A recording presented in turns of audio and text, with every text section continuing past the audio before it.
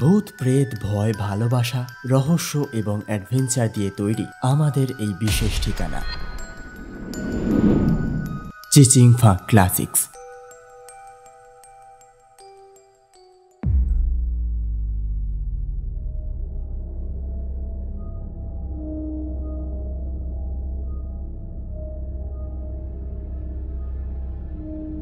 নমস্কার শ্রোতা বন্ধুরা, চিচিংফা ক্লাসিক্সে আপনাদের স্বাগত। কেমন আছেন সবাই? আশা করি ভালোই আছেন। আজ আপনাদের জন্য নিয়ে এসেছি চিচিংফা ক্লাসিক্সের বিশেষ নিবেদন সুপ্রিয় প্রামাণিকের কলমে গ্রাম বাংলার ভূতের গল্প ওলাই চণ্ডীর বেতাল। আমাদের আজকের গল্পটি কিন্তু শুধুমাত্র হাড় হিম করা ভয়ের গল্প না, এতে মিশে আছে রহস্য, মিশে আছে তুখোড় হাস্যরস, মিশে আছে বুদ্ধির খেলা। আশা রাখি আপনারা গল্পটা পুরোটা শুনবেন এবং শুনতে শুনতে গল্পের গভীরে পাড়ি দিতে পারবেন। তবে গল্প শুরু করার আগে সকলের কাছে একটাই অনুরোধ, যারা এখনো আমাদের চ্যানেলটা সাবস্ক্রাইব করেননি এবং যারা গল্পটা শুনছেন, ওই যে দেখছেন নিচে সাবস্ক্রাইব বাটনটা, ঝটপট প্রেস করে দিন। দেরি করছেন কেন? আর যদি না করেন তাহলে ওই যে বেতাল এসে আপনার ঘাড়ে চাপবে, তখন বুঝবেন ঠেলা। আজ গল্প পাঠে আমি সৌভিক, অন্যান্য চরিত্রে সুপ্রিয়, সঞ্জু, সায়ক, পৃথা, সানি এবং সুদীপ্ত। এছাড়াও দুটি ক্ষুদে সদস্য শুভাঙ্গী ও অন্বেষা। শব্দগ্রহণ এবং আবহ সৃষ্টি সুমিত। প্রচ্ছদঙ্কন আকাশ। তাহলে আর দেরি না করে শুরু করছি আজকের গল্প সুপ্রিয় প্রামাণিকের কলমে চিচিংফা ক্লাসিক্সের বিশেষ নিবেদন গ্রাম বাংলার ভূতের গল্প ওলাই চণ্ডীর বেতাল।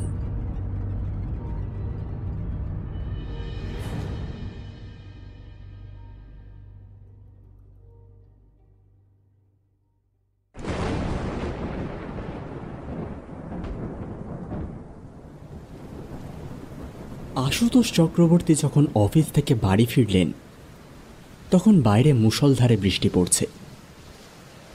ঘরে ঢুকে ছাতাটা গুছিয়ে রাখতেই সমু, পেখম আর গুড়গুড়ি ছুটে এলো তার দিকে। ওদের দেখেই মনটা আনন্দে ভরে উঠল আশুতোষের। সমু, পেখম আর গুড়গুড়ি হল আশুতোষের বর্দি ও ছর্দির ছেলে মেয়ে। আশুতোষরা 3 ভাই বোন।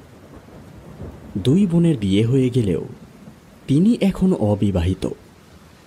আর এই ভাগনা ভাগ্নিরা হল তার নয়নের মণি। এদের কোনো কথা, কোনো আবদার সে না রেখে থাকতে পারে না। আশুতোষ একটি বেসরকারি ব্যাংকের গ্রুপ ডি কর্মচারী। বড় বোনের বিয়ে হয়ে যাবার পর বাবা ক্যান্সারে মারা যায়। তারপর নিজে দায়িত্ব নিয়ে সে ছোট বোনের বিয়ে দেয়। গত বছর মাও মারা যাবার পর সে এখন এই বাড়িতে একাই থাকে। আরেকটি বৃদ্ধকে সে রেখেছে সারাদিনের কাজের জন্য, রবিদা। রবিদা আগে থাকত বৃদ্ধাশ্রমে। আশুতোষ একটি এনজিওর সাথে যুক্ত। বৃদ্ধাশ্রমে থাকা মানুষজনদের নানান রকম সাহায্য করা তাদের কাজ। সেই সূত্রেই রবিদার সঙ্গে আলাপ আশুতোষের। এই অল্পভাষী মিষ্টি স্বভাবের লোকটিকে প্রথম থেকেই ভারী পছন্দ আশুতোষের। তাই মা মারা যাবার পর সে রবিদাকে নিজের সাথে থাকার প্রস্তাব দেয়। প্রথমে একটু আধটু কিন্তু বোধ করলেও পরে আশুতোষের জেদের কাছে রবিদা হার মানে।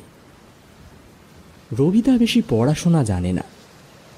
সারা জীবন নিজের একমাত্র ছেলের জন্য অমানসিক পরিশ্রম করে তাকে ডাক্তার করেন, আর তার বিনিময়ে ছেলের থেকে পান এই উপহার, বৃদ্ধাশ্রম। আশুতোষ যদিও রান্নাবান্নার জন্য আলাদা লোক রাখতে চেয়েছিলেন, কিন্তু রবিদা তার কথা শোনেননি। বলেছিলেন, এই কথা বলো না বাবা, আমি সারাদিন ঘরে একা বসে কি করব?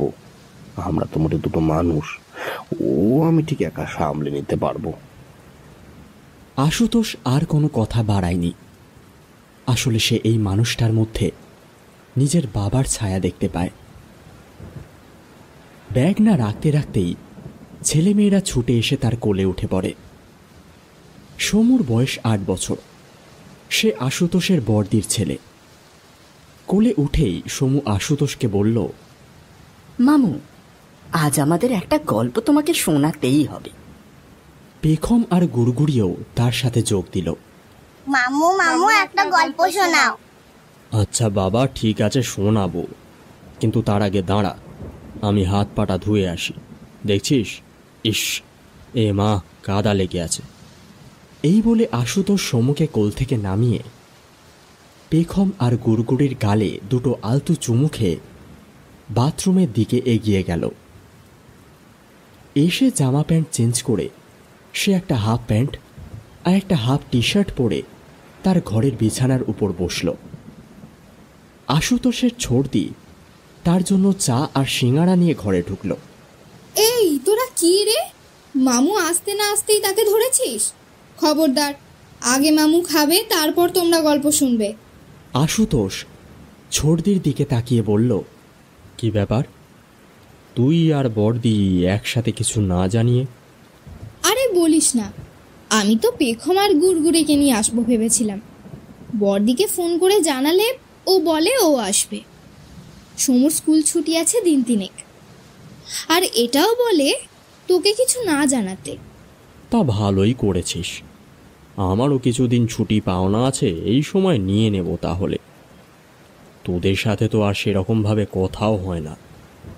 দাঁড়া, আগে এই খুদেগুলোর থেকে নিস্তার পা, তারপর তো আমাদের সাথে কথা বলবি। এই বলে ছোড়দি আবার রান্নাঘরের দিকে চলে গেল। হঠাৎ পেখম দেয়ালের দিকে আঙুল তুলে বলল, ওটা কে গো মামু? পেখম একটা ছবির দিকে আঙুল করে আছে। একটা পুরানো দিনের সাদা কালো ছবি। তাতে একটা বেঁটে আকারের বৃদ্ধ মানুষ মাটির ঘরে দাবাইয়ে বসে আছে। তার পাশে হামাল দিস্তার মতো একটা লোহার পাত্র আর দণ্ড, এবং মুখে এক মুখ হাসি। আশুতোষ ছবিটির দিকে তাকিয়ে কিছুক্ষণ চুপ করে বসে রইল, যেন অতীতের কোনো স্মৃতি তার মনের মণিকোঠায় জেগে উঠেছে। পাশ থেকে গুড়গুড়ির আওয়াজে তার সম্বিত ফিরল। ও মামু, বলো না গো ওটা কে? আশুতোষ এক মুখ হাসি নিয়ে বললেন, আচ্ছা বলতো, আমি তোদের কে হই? কেন, তুমি তো আমাদের মামু।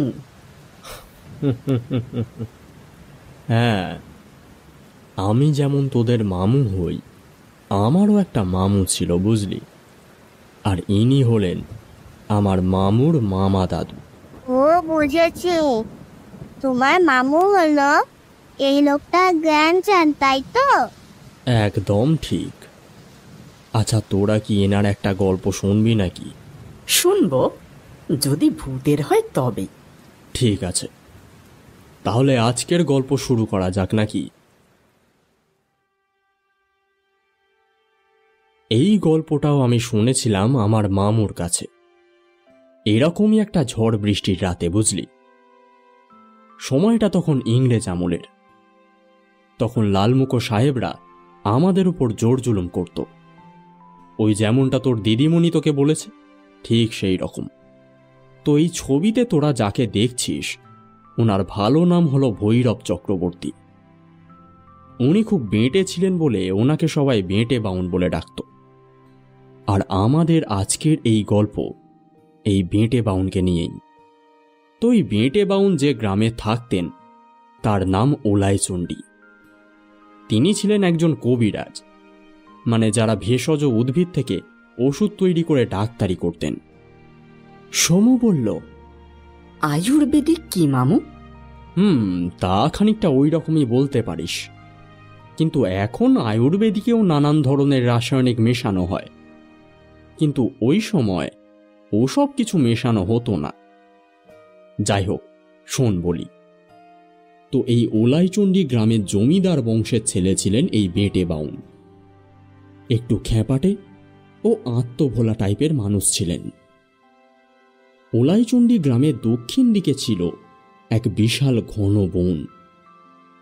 সেই বন থেকেই নানান ধরনের ভেষজ উদ্ভিদ সংগ্রহ করে ওষুধ তৈরি করতেন তিনি।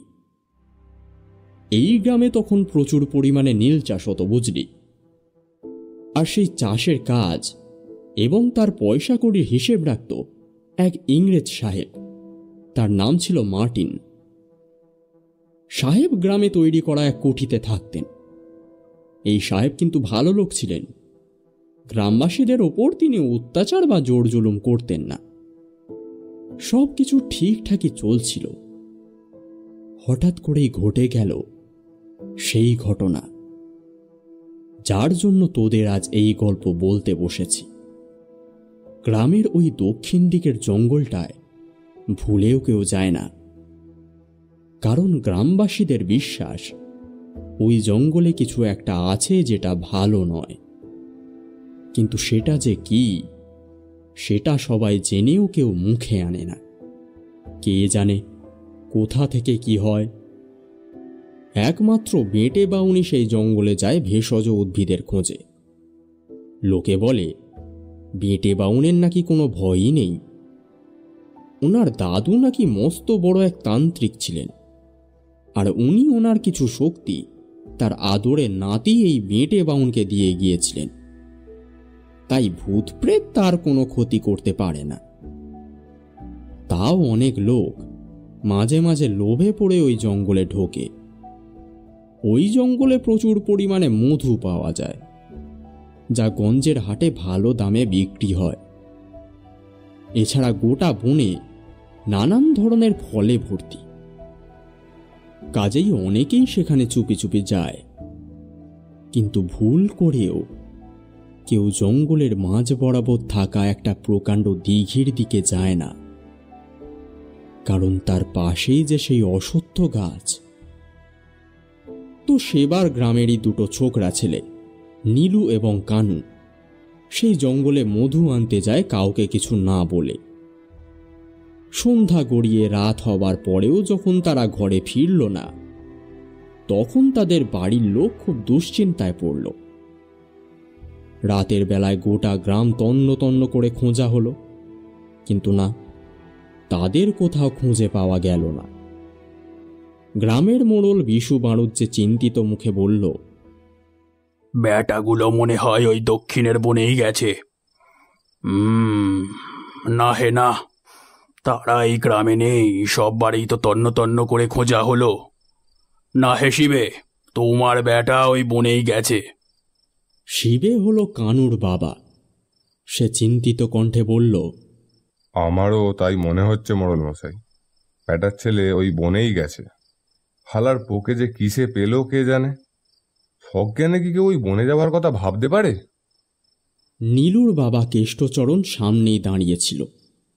দাঁতে দাঁত চেপে সে বলল, ব্যাটাকে একবার হাতের সামনে পাই, এমন উত্তম মধ্যম দেব যে জীবনের মতোই বনে যাওয়ার আশ মিটে যাবে। হাতে আর পাওয়া যাবে কি? কিছু মনে করো না কেষ্ট। এই জীবনে তো কাউকে ওই বন থেকে রাত কাটিয়ে ফিরে আসতে দেখলাম না, বেটে বাউন ছাড়া। তাই বলছি। আর বেটে বাউনও পাশের গ্রামে গেছে কবিরাজি করতে। সুতরাং সকাল হওয়া ছাড়া তো কিছু করার নেই। সকাল হতেই গ্রামের 10-12 জন মিলে রওনা দিল সেই বনের উদ্দেশ্যে। আগে আগে চললেন মোড়ল, তার পিছনে সবাই। মোড়ল বললেন, সবার প্রথমে আগে ওই পুকুরটা দেখে আসা হোক। আমার মনে হচ্ছে ওদেরকে ওইখানেই পাবো। ওরা সবাই কাঁটা গুল্মের ঝোপঝাড় পেরিয়ে চলতে থাকল। এই দিনের বেলাতেও এই দিকটায় কেউ আসে না। গাছের পাতা শুকনো হয়ে পড়ে আছে মাটিতে। প্রতি পদক্ষেপে তাই শুকনো পাতার মড়মড় আওয়াজ হচ্ছে। পুকুরের সামনে এসে ওরা এদিক ওদিক দেখতে থাকল। কেষ্ট ও শিবে বুকে পাথর চাপা দিয়ে কুণ্ঠা ভরে নিজের ছেলেদের মৃতদেহ খুঁজে চলেছে সেই পুকুরের জলে। এ যে কত বড় অসহনীয় একটা কাজ, সেটা ওরা দুজন ছাড়া আর কেউ উপলব্ধি করতে পারল না, কারণ ওরা যে ওদের বাবা। হঠাৎ রামু চিৎকার করে উঠল, মোড়ল মশাই, আমার মনে হচ্ছে পুকুরের মাঝখানটায় কি যেন একটা কালো মতন দেখা যাচ্ছে। মোড়লও চোখ কুঁচকে তাকালো সেদিকে। এবার তারও চোখে পড়েছে জিনিসটা। হ্যাঁ, তাই তো। মোড়ল ব্যস্ত হয়ে বলল, রামু, তুই নাপ দেখি বাবা, একবার দেখ তো কি ওটা। আহা, তোর কোনো ভয় নেই, আমরা আছি তো। রামু এক লাফে জলে ঝাঁপিয়ে পড়ল। সাঁতার কেটে সে পৌঁছে গেল সেই জায়গায় যেখানে সে দেখেছিল জিনিসটা। সেখানে গিয়েই বুকটা ধড়াস করে উঠল রামুর। দূর থেকে ও যে জিনিসটা দেখেছিল সেটা আসলে রামু আর কানুর মাথার চুল। এদিক থেকে মোড়ল চিৎকার করে উঠল, কি রে রামু, কিছু পেলি নাকি? রামু তার কথার কোনো জবাব দিল না। সে সাহসী ছেলে। সে ভয় না পেয়ে দু হাতে দুজনের চুল ধরে পা দিয়ে সাঁতার কেটে এগিয়ে চলল পাড়ের দিকে। বুক সমান জলে এসে সে দাঁড়িয়ে মৃতদেহ দুটিকে পাড়ের দিকে ঠেলে দিল। এতক্ষণ মৃতদেহ দুটি ডুবে থাকায় স্পষ্টভাবে কেউ দেখতে পায়নি। এখন তা দেখে বড় বড় লোকগুলো চোখ বুজিয়ে নিল। দু তিনজন ধরাধরি করে কানু আর নীলুর মৃতদেহটি উপরে তুলল। সবাই দেখল নীলু আর কানু দুজনেরই ঘাটটা মটকানো। শিবে আর কানুর বাবা ছেলের মৃতদেহের সামনে বসে কাঁদতে লাগলেন। মোড়ল মশাই তাদের শান্ত করে বললেন, শক্ত হও, শক্ত হও তোমরা। তোমরা যদি এভাবে কান্না করো তাহলে তোমার বাড়ির লোকজনের কি অবস্থা হবে ভেবে দেখেছ? কিছু ছেলে গ্রামে চলে গেল মৃতদেহটিকে নিয়ে যাওয়ার জন্য খাটিয়া আনতে। খাটিয়া নিয়ে এলে পর তারা দুটো মৃতদেহকে গ্রামে নিয়ে এলো। গ্রামে খামারের সামনের বড় মাঠে দুজনের মৃতদেহ রাখা হলো। গ্রামে সবাই এসে ভিড় করেছে সেখানে। মার্টিন সাহেব খবরটা পেয়েছিলেন তার আড়দালির কাছ থেকে। তিনিও এসেছেন সেখানে। মৃতদেহের পাশে একটি বেতের চেয়ারে বসেছেন। মোড়লকে দেখে জিজ্ঞেস করলেন, এই যে বিশ্ব, তোমার কি মনে হয় এইসব কি করে হচ্ছে? কাহারা করেছে এইসব?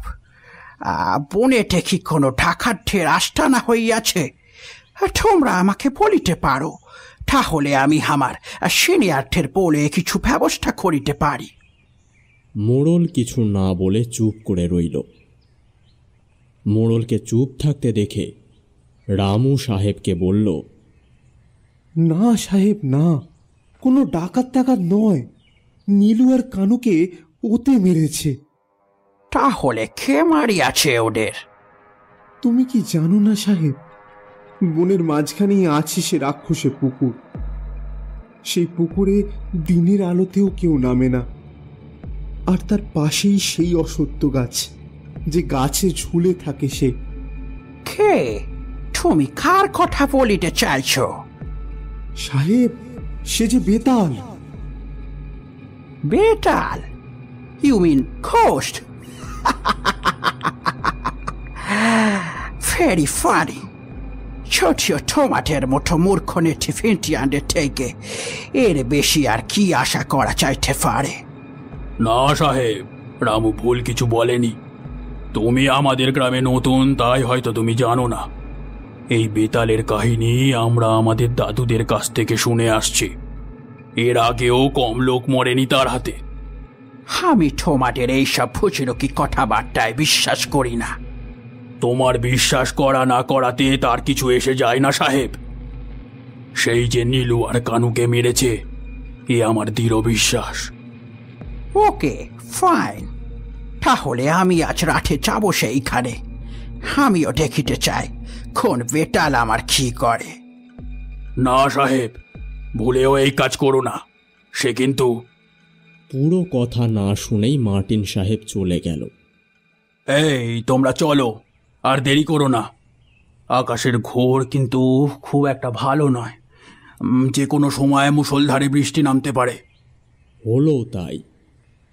দাহ কার্য শেষ করে ঘরে আসতে না আসতেই বজ্র বিদ্যুৎ সহ শুরু হলো বৃষ্টি। সবাই নিজেদের মধ্যে হতভাগ্য কানু আর নীলুর করুণ পরিণতির কথা আলোচনা করতে করতে শুয়ে পড়ল।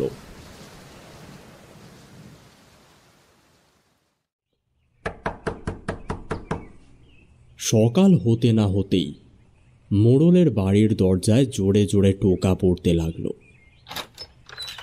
মোড়ল ঘুম চোখে দরজা খুলে দেখল রামু দাঁড়িয়ে আছে, সঙ্গে সাহেবের আড়দালি। কি হয়েছে রে রামু, এত সকাল সকাল তুই? আর সঙ্গে সাহেবের আড়দালি কি করছে? সর্বনাশ হয়ে গেছে মোড়ল মশাই, সর্বনাশ হয়ে গেছে। সাহেব কাল রাতে জোর করে দক্ষিণের সেই বনে গিয়েছিল। সকাল হয়ে গেছে কিন্তু তবুও ফেরেনি। সাহেবের আড়দালি অনেক বুঝিয়েছিল কিন্তু সে কারোর কথা শোনেনি। এখন কি হবে মোড়ল মশাই, এখন কি হবে? কালকে পই পই করে সাহেবকে বারণ করলাম, তাও সাহেব শুনল না। এই যে দেখছি মহা বিপদের সূত্রপাত হলো। এই রামু, তুই এক কাজ কর বাবা, যা ছুটে গিয়ে একবার বেটে বাউন ফিরেছে কিনা দেখ। যদি ফেরে বলবি আমি ডেকেছি, খুব জরুরি। রামু ছুটতে ছুটতে চলে গেল। এদিকে গোটা গ্রাম ততক্ষণে জেনে গেছে ঘটনাটা। সবাই এসে ভিড় করেছে মোড়লের বাড়ির সামনে। রামু গিয়ে দেখল বেটে বাউন তার বাড়ির দাওয়ায় বসে গাছগাছরা নিয়ে কি যেন করছে। সে তাড়াতাড়ি তার কাছে গিয়ে বলল, বাউন ঠাকুর, তাড়াতাড়ি চলুন, মোড়ল মশাই আপনাকে ডেকেছেন। বেটে বাউন মুখ তুলে রামুর দিকে চেয়ে রাগতভাবে বললেন, এই আটকুড়োর বেটা, তুই জানিস না আমি যখন কাজ করি তখন আমি বিরক্ত করা একদম পছন্দ করি না। আর মোড়ল কোনো লাট সাহেবের বেটারে যে ডাকলেই আমাকে ছুটতে হবে? যা যা এখান থেকে। রামু বেটে বাউনের এই খ্যাপাটে স্বভাবের কথা জানত, তাই সে আরো বিনয়ী হয়ে বলল, অপরাধ নেবেন না বাউন ঠাকুর, আপনি দুদিন ছিলেন না, তাই হয়তো জানেন না আমাদের গ্রামের নীলু আর কানু গতকাল মারা গেছে ওই পুকুরে।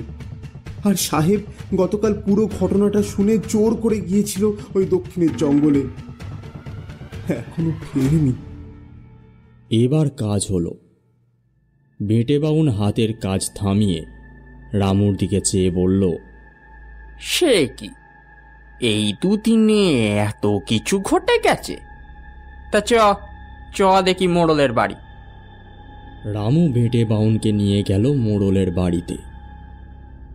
মোড়ল যেন বেটে বাউনেরই অপেক্ষায় ছিলেন। তাকে দেখে মোড়ল পুরো ঘটনাটা আরও একবার প্রথম থেকে বললেন। সব শুনে বেটে বাউন বলল, সাহেবের দিকে মোড়ার ডানা গজিয়েছে। আটকুড়োর বেটা ভূত মানে না, নে এবারে মোর। ওফ, আপদ যত সব। কই চলো দেখি। মোড়ল আর গ্রামের আরও কিছু ছেলে চলল বেটে বাউনের সাথে। আগের দিনের মতোই তারা সোজা এসে দাঁড়ালো সেই পুকুরের ধারে। তবে আজ আর বেশি খুঁজতে হলো না। অশ্বত্থ গাছটার নিচেই পড়ে থাকতে দেখা গেল মার্টিন সাহেবকে। সবাই ব্যস্ত সমস্ত হয়ে ছুটে গেল তার কাছে। বেটে বাউন নাড়ি পরীক্ষা করে বললেন, হতভাগা বেঁচে আছে এখন। এই, একে ধরে নিয়ে চল গ্রামে। সবাই সাহেবকে ধরাধরি করে গ্রামে নিয়ে এলো। বেটে বাউন ঘর থেকে একটা পাতা বের করে সাহেবের মুখটা হাঁ করে ঢুকিয়ে দিল। কিছুক্ষণের মধ্যে সাহেব ধড়মড় করে উঠে বসল। তার চোখ টকটকে লাল। সে চোখের দিকে তাকালে ভয় লাগে। মোড়ল তাকে দেখে বলল, সাহেব, কি হয়েছিল তোমার সাথে? এখন কেমন আছো তুমি? সাহেব কিছু না বলে কেবল এদিকে ওদিকে তাকাতে লাগলো। সাহেবের আড়দালি তার কাছে এগিয়ে গিয়ে তাকে তুলতে গেলে সে পিছিয়ে গিয়ে তার দিকে থুতু ছিটাতে থাকলো।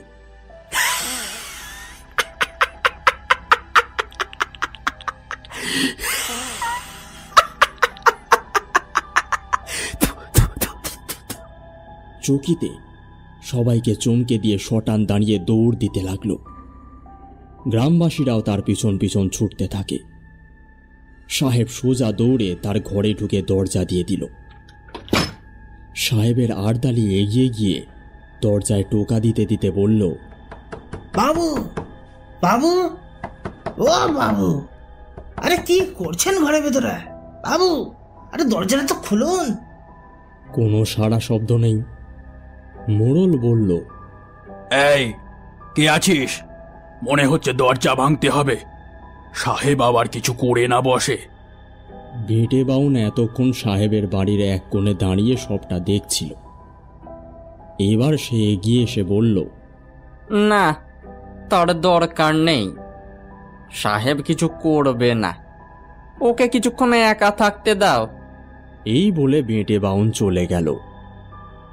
গ্রামবাসীরাও একে একে যে যার ঘরের দিকে হাঁটা দিল। সবাই নিজেদের মধ্যে বলাবলি করতে লাগলো যে সাহেবকে বেতালে না মেরে পাগল করে দিয়েছে মনে হয়। সবাই আসার কিছুক্ষণ পর সাহেবের আড়দালি খাবার তৈরি করে তাকে আবার ডাকতে যায়। এবার আশ্চর্যজনকভাবে একবার ডাকতেই সাহেব দরজা খুলে সামনে এসে দাঁড়ায়। সাহেবকে দেখে তো আড়দালির ভিড়মি খাওয়ার জোগাড়। চোখ দুটো আগের থেকেও লাল টক টক করছে। গালের দুপাশ থেকে ফেনা গড়িয়ে পড়ছে। আড়দালি মুখে কিছু না বলে হাতে ধরে থাকা খাবারের পাত্রের উপরের ঢাকনাটা খুলে দিল। বন মোড়ক কষা আর পাউরুটি শেখা। সাহেব ছোঁ মেরে সেটাকে কেড়ে নিয়ে ঘরের মেঝেতে উবু হয়ে বসে দু হাতে বন মোড়ক কষা তুলে খেতে থাকলো আর অদ্ভুত এক গলায় অট্ট হাসি করতে লাগলো, যেটা সাহেবের স্বভাবসিদ্ধ হাসির মধ্যে পড়ে না। এ এক অন্য কোনো গলা, যা আজ পর্যন্ত আড়দালি কখনো শোনেনি। সেই গলায় কি যেন একটা দুর্বোধ্য ভাষা আওড়াতে থাকলো। লাতা বেবিয়ারেগা রাবে সালাদারাকা বোবাসাতাজা। আড়দালি তো ভয়ে ঠক ঠক করে কাঁপতে থাকে। যে সাহেব কোনোদিন কোনো খাবার হাত দিয়ে খান না, সেই সাহেবের আজ এই রূপ আর তার মুখে এই দুর্বোধ্য পাগলের মতো প্রলাপ শুনে সে ভয়ে ছুটে ঘর থেকে বেরিয়ে আসে। ছুটতে ছুটতে সে সোজা এসে পৌঁছায় মোড়লের বাড়ির সামনে। সেখানে এসে উচ্চস্বরে ডাকতে থাকে, মশাই, আরে ও মশাই, মশাই, আরে ও মশাই, আর দরজাটা একটু খুলে না মশাই, মশাই। মোড়ল বাইরে এলে পর আড়দালি তাকে বলে, সেখানে চলুন বটে, সাহেব দরজা খুলেছে, আমি তাকে খাবার দিই। হ্যাঁ, কিন্তু দিদি কি রকম ভাবে যেন এটা থাকছেন, আর কি সব দুর্বাদ্য ভাষা যেন ওড়াচ্ছেন, বুঝছেন? আপনি নিজে কি দেখবেন, চলুন তাড়াতাড়ি চলুন, তাড়াতাড়ি চলুন বটে। মোড়ল আর দেরি না করে আড়দালির সাথে দৌড় লাগায় সাহেব কুঠির দিকে।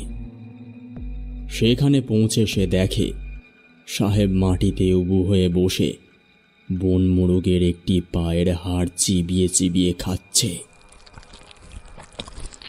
আর অদ্ভুত এক গলায় বলছে, লাতা বেবিয়ারেগা রাবে সালাদারাকা বোবাসাতাজা। সাহেবকে এই অবস্থায় দেখে মোড়লও থ বনে যায়। সে আরদালিকে বলে, তুমি যাও, শীঘ্রই গিয়ে সাহেবের এই অবস্থা জানিয়ে একখানা পত্র পাঠাও বড় অফিসে, আর এও লিখো যেন শহরের কোনো ওই পাশ করা ডাক্তার পাঠায়। আমি যাই, বেটে বাউনকে একবার ডেকে নিয়ে আসি। বেটে বাউন মোড়লের সাথে এসে সবটা দেখল, শুনল। বেটে বাউন কোনো উত্তর দেয় না। সে একভাবে কি যেন একটা লক্ষ্য করতে থাকে সাহেবের দিকে চেয়ে। কি বাউন ঠাকুর, কিছু বুঝতে পারছেন? বেটে বাউন এবার ধিৎকারের ভঙ্গিতে বললেন, মোলগে যা, ওই 8 কুড়োর বেটাটা কি বলছে তা আমি জানবো কেমন করে? হ্যাঁ, বেশ হয়েছে, বেশ হয়েছে। বেটার বড্ড দিমাগ, উনি নাকি ওসব ভূত টুত মানেন না। মোর এবারে এমন বলবেন না ঠাকুর, সাহেব দাম্ভিক হলেও মানুষ খারাপ না, আর সে তো আপনি নিজেও জানেন।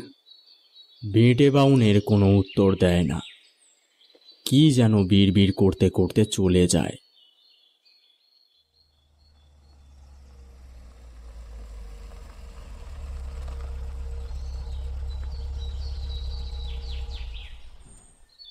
পরের দিন জিপ গাড়ি করে বড় অফিস থেকে একজন গোড়া বাবু আর একজন গোড়া ডাক্তার আসে।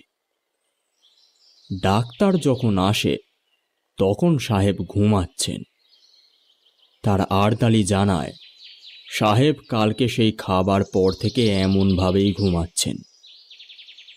ডাক্তার এসে তার পাশে বসে, গলায় ঝোলানো নল সাহেবের বুকে চেপে ধরে। তারপর অন্য গোড়া সাহেবের দিকে তাকিয়ে বলে, his heart is beating fast.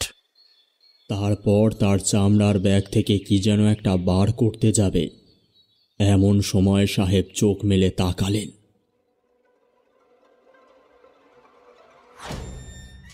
রক্ত জবার মতো চোখ। চোখ মেলে চেয়েই উবু হয়ে বসে পড়লেন।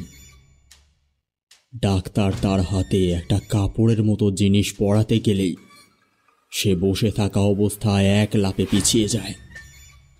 তারপর নিজের 2 হাত দিয়ে নিজেরই চুলের মুঠি ধরে উপরের দিকে টানতে থাকে। মুখে এক বিদঘুটে হাসি।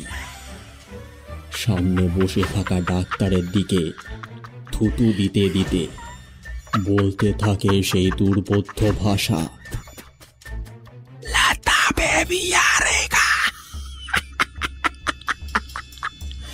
রাবে সালাদারাকা বোবাসাতাজা। পাশে দাঁড়িয়ে থাকা গোড়া সাহেব তাকে শান্ত করার জন্য এগিয়ে গিয়ে তাকে ধরতেই সে তার চোয়ালে এক ঘুষি মেরে মাটিতে ফেলে দেয়। গোড়া সাহেবের ঠোঁটের কোণ বেয়ে রক্ত গড়িয়ে পড়তে থাকে।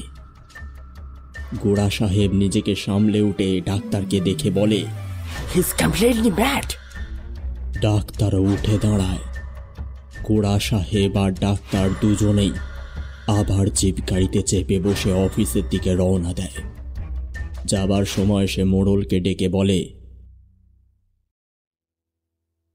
আমরা 2 দিন পরে লোকজন আনিয়া মার্টিনকে রইয়া যাইব।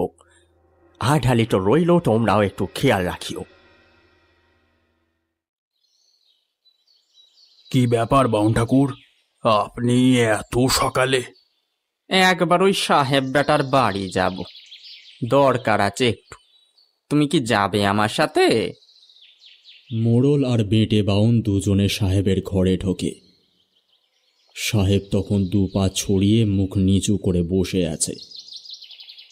বেটে বাউন তার সাথে আনা একটা কাপড়ের ঝোলা থেকে একটা প্রায় বিবর্ণ কালচে নীল সুতো বের করে সাহেবের হাতে পরিয়ে দিতে গেল। সুতোটা সাহেবের শরীরে স্পর্শ করা মাত্র সাহেবের গায়ে যেন ফোসকা পড়ল। সে বেটে বাউনকে এক ধাক্কায় সরিয়ে সোজা ঘর থেকে বেরিয়ে ছুটে পালিয়ে যায়। বেটে বাউন মাটিতে পড়েই যাচ্ছিলেন, কিন্তু মোড়ল তাকে ধরে ফেলল। বাউন ঠাকুর, আপনারা লাগেনি তো? তোর শালা! ইস, এই তুই ধরলি কেন আমায়? হ্যাঁ হ্যাঁ, এই অবেলায় আমাকে আবার নাইতে হবে। ধুর ধুর। এই বলে বেঁটে বাউন গজগজ করতে করতে বেরিয়ে যায়।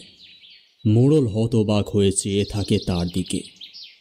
মনে মনে ভাবে, এই খ্যাপাটে লোকটার জীবনে শোধরাল না।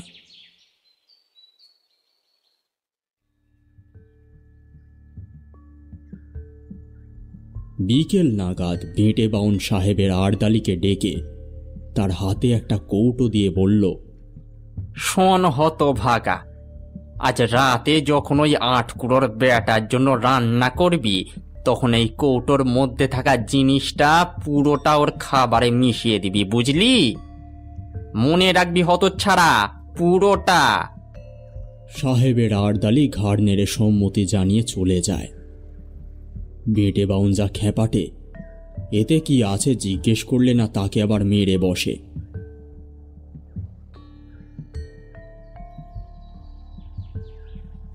পরের দিন সকালে সাহেবকে অনেক ডেকেও আরদালি যখন সাড়া পেল না, তখন সে আবার মোড়লের কাছে ছুটল।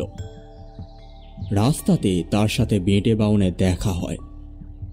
বেঁটে বাউনকে সব কথা বলে সে আবার ছোটে মোড়লের বাড়ির দিকে। মোড়ল সহ অনেক গ্রামবাসী আসে তার সাথে।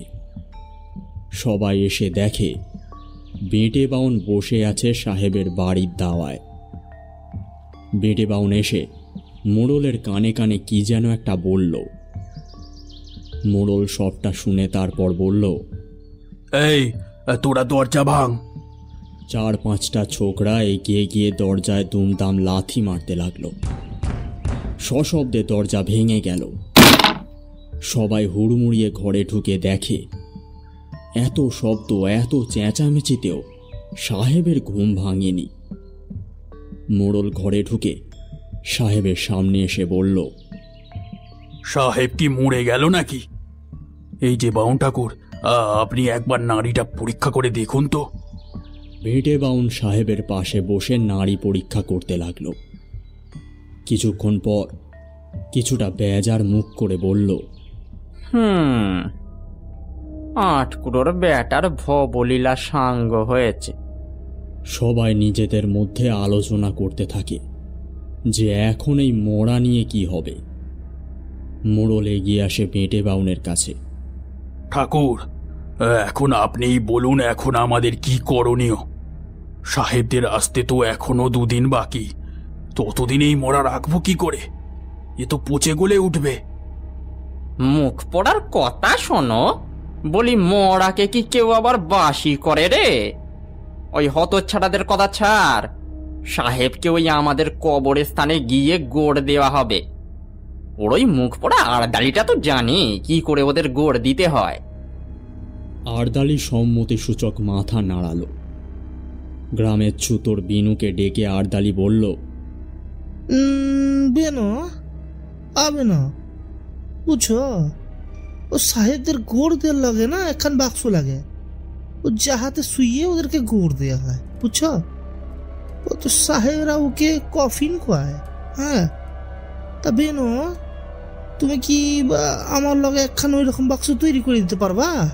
খুব দরকার আছে ওটা। হ্যাঁ হ্যাঁ, পারবো। এ আর এমন কঠিন কি কাজ? এই বলে সে ভালো করে সাহেবের মৃতদেহের দিকে তাকিয়ে তাকে একবার জরিপ করে নিল। তারপর বলল, আমি ঘন্টাখানেকের মধ্যে একটা বাক্স বানিয়ে ফেলবো। অতটা শৌখিন হবে না, কিন্তু কাজ চলে যাবে। এই রামু, তুই আমার সাথে আয়, তোর সাহায্য লাগবে।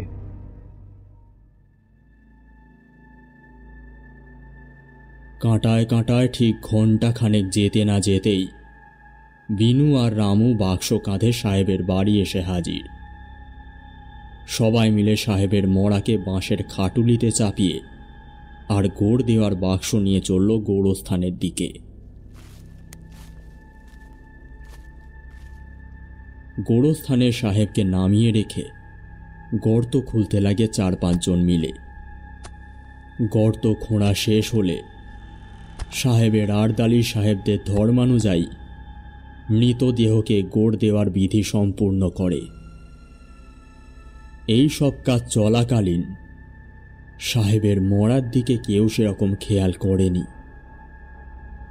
যদি করত তাহলে দেখতে পেত বেটে বাউন একভাবে সাহেবের মরার পাশে দাঁড়িয়ে আছে আর কিছু একটা লক্ষ্য করছে। সমস্ত কাজ শেষ হবার পর মোড়ল বেটে বাউনকে বলল, বাউন ঠাকুর, তাহলে এবার গোড় দেওয়া যাক নাকি? থাক, অনেক হয়েছে, এখন আর তার দরকার নেই। সবার মাথার ওপর যেন আকাশ ভেঙে পড়ল।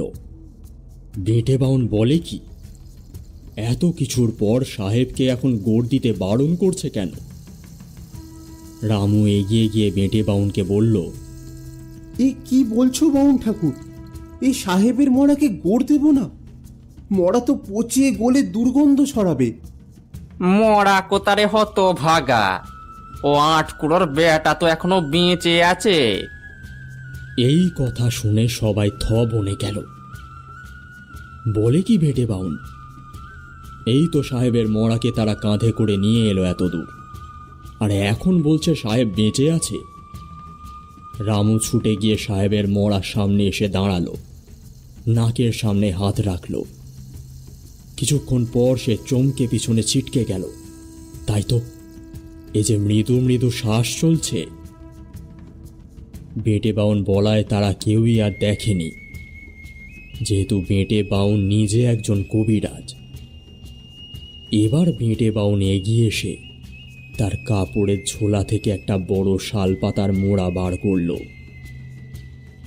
আর সেটা থেকে 2 চিমটি কিসের একটা গুঁড়ো তুলে সাহেবের গাল হাঁ করে মুখের মধ্যে ঢুকিয়ে দিল। সবাই উৎসুকভাবে অপেক্ষা করছে কি হয় দেখার জন্য। মিনিট 10 পর সাহেবের হাতের আঙুল নড়ে উঠল। তারপর ধীরে ধীরে তার শরীরের আরো অঙ্গে জীবনের লক্ষণ দেখা দিল। সাহেব চোখ খুলে এদিক ওদিক তাকাতে লাগলেন। নিজেকে গোরস্থানে দেখে উঠে বসতে চেষ্টা করলেন, কিন্তু পারলেন না। অনেক কষ্ট করে বললেন, আমি এখন কোথায়? আমার কি হইয়াছে?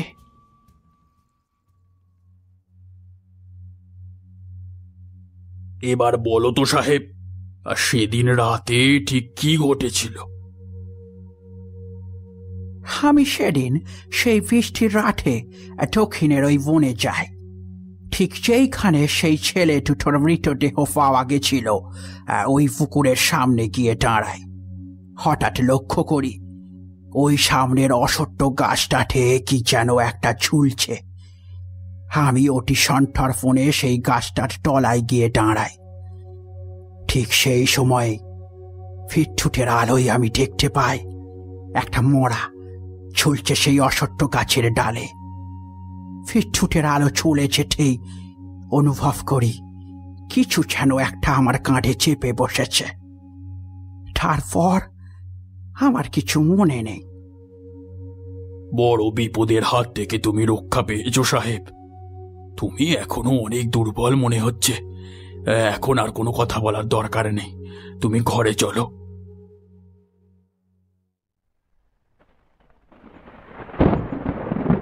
সেদিন সন্ধ্যাবেলাতে চণ্ডী মণ্ডপের ছাউনির নিচে গ্রামের লোকজনের আড্ডা বসেছে।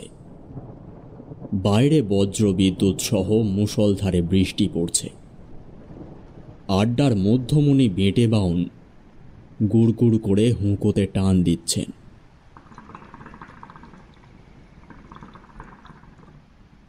মোড়ল রামু এমনকি সাহেবের আড়দালিও এসেছে।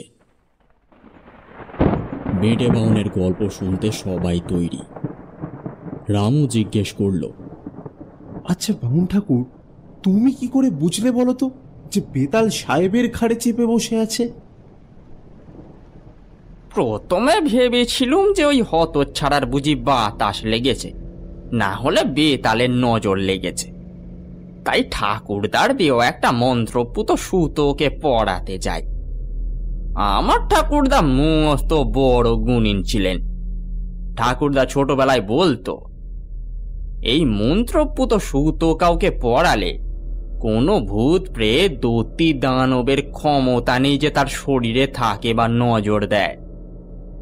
তো সাহেবকে সেদিন সেটা পড়াতে গিয়ে যখন ওই সুতো তার গায়ে ঠেকায়, তখন আবছা ভাবে দেখি মুখ পোড়ার পিঠে ধোঁয়ার মতো কে যেন একটা চেপে বসে আছে। ঘরে এসে আমার তৈরি করা মাথা ঠান্ডা করার অব্যর্থ পাঁচনটা খেয়ে ভাবতে থাকি, আর তখনই মুখ পোড়ার বলা সেই পাগলের প্রলাপগুলো বুঝতে পারি।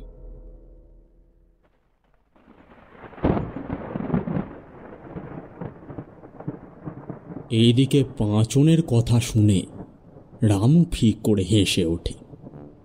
বেটে বাউন তাকে জিজ্ঞেস করল, এই এই এই এই এই হারামজাদা, তুই পাঁচনের কথা শুনে হাসলি কেন রে? হ্যাঁ? রামু কিন্তু কিন্তু করে বলল, মানে আপনি গত গরমে আমার বাপকে মাথা ঠান্ডা রাখার জন্য যে পাচনটা দিয়েছিলেন না, সেটা খেয়ে তো আমার বাপের মাথা সব চুলুড়ে গিয়ে মাথায় টাক পড়ে গেছে। এরই মাঝে মোড়ল মধ্যস্থতা করে বলল, আচ্ছা আচ্ছা ঠিক আছে, ওসব এখন বাদ দিন। ঠাকুর, আপনি বলুন তো, ওই পাগলের প্রলাপের কি আবার কোনো মানে আছে নাকি? নেই আবার? 8 করোড় বেটা বলে কিনা আমি বোকা? হ্যাঁ, সে কি সাহেব আবার আপনাকে কখন বোকা বলল? মনে নেই 8 করোড় বেটাটা কি বলেছিল?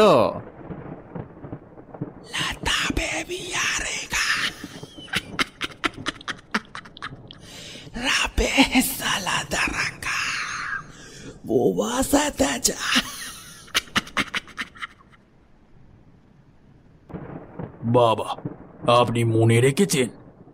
তাইর মানে কি ঠাকুর? এই হতচ্ছাড়া বেতালরা উল্টো হয়ে গাছে ঝুলে থাকে আর সাধারণ মানুষের মনে ভ্রমের সৃষ্টি করে।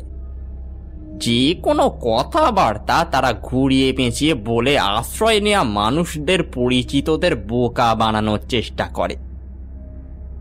বেটার ছেলে আসলে বলেছিল, যত সব বোকার দল, সাহেবের ঘাড়ে আমি বেতাল।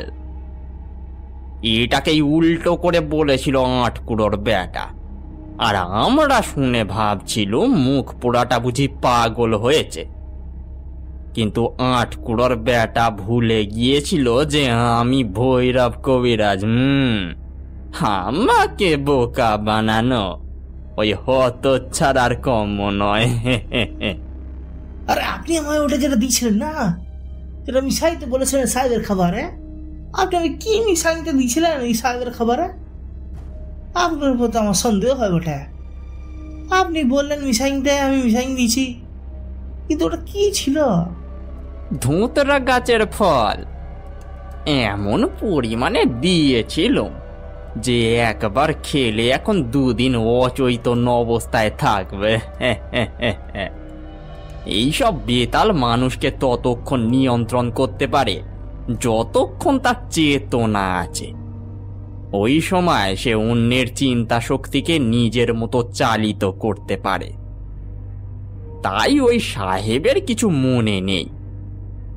ওই ফল খেয়ে যখন সাহেব অচৈতন্য থাকবে, তার কোনো নড়ার ক্ষমতা থাকবে না। তখন ওই হারামজাদা বেতাল ওকে দিয়ে কিছুই করাতে পারবে না, কারণ ওরা মানব শরীরের অভ্যন্তরে ঢুকতে অক্ষম। তাই বেটারা ঘাড়ে চেপে বসে, কিন্তু বেতাল তার শরীর ছাড়া না পর্যন্ত ওই মন্ত্রপুত সুতোটা আমি তাকে পড়াতে পারতাম না। তাই এই সব নাটক। আপনি তো আমায় কানে কানে বললেন যে সাহেবকে মৃত বলে যে করেই হোক একবার গোরস্থানে নিয়ে যেতে হবে, কিন্তু কেন তখন তো তা বললেন না? বেতাল জানতো যে সাহেব মরেনি, তাই আমি যখন তাকে মৃত বললাম, তারপরে ও সাহেবের শরীর ছেড়ে যায়নি।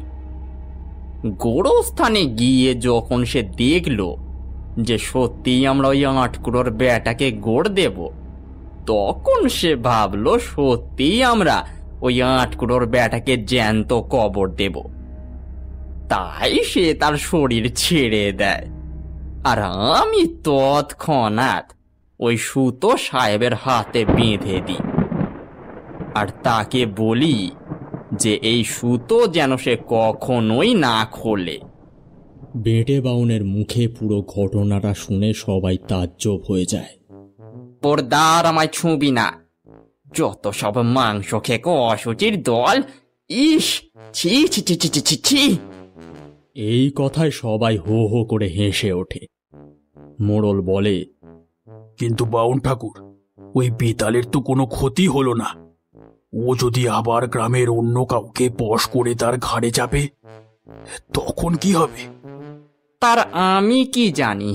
তার আমি কি জানি? যত সব হত ছাড়ার দল 8 কুড়োর বেটা। এই বলে গজ গজ করতে করতে বেটে বাউন ঘরের রাস্তা ধরলেন। তিনি মুখে যাই বলুন না কেন, মোড়ল বেটে বাউনকে খুব ভালো করে চেনে।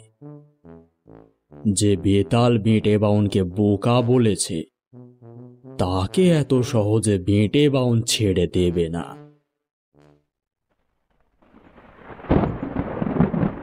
কিরে, কেমন লাগলো তাহলে আজকের গল্প? খুব ভালো মামু। বাইরে তখনও বৃষ্টি পড়ে চলেছে। বাইরের ঘর থেকে খাবার জন্য আশুতোষের ছর্দি ডাক দিল, খাবার রেডি, চলে আয় তোরা। বিছানা থেকে নামার আগে সমু বলে উঠল, মামু, কাল কিন্তু আর একটা বেটে বাউনের গল্প শোনাতে হবে। আশুতোষ কিছু না বলে মুচকি হেসে পেখম আর গুড়গুড়িকে কোলে নিয়ে চলে যায় খাবার টেবিলে। কিন্তু পেছনের দেওয়ালে ঝুলতে থাকা ছবিতে বেটে বাউনের ঠোঁটের কোণে কি হালকা হাসি দেখা গেল, কে জানে।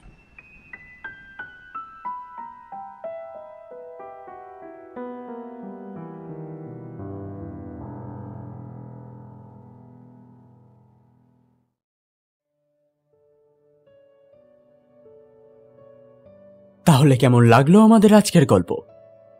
যদি গল্পটি ভালো লেগে থাকে তাহলে আমাদের চ্যানেলটা সাবস্ক্রাইব করতে ভুলবেন না, আর সাথে গল্পটি শেয়ার করুন নিজের বন্ধু বান্ধব এবং নিজের প্রিয়জনের সাথে, যাতে তারাও আমাদের গল্পটা শুনতে পারে এবং আমাদের পরিবারের অন্তর্ভুক্ত হতে পারে। এবং কমেন্ট করে জানান গল্পটি আপনাদের কেমন লাগলো। তাহলে আজ আসি, দেখা হচ্ছে পরের গল্পে। সকলকে শুভরাত্রি, সবাই ভালো থাকবেন এবং শুনতে থাকবেন চিচিং ফাং ক্লাসিক্স।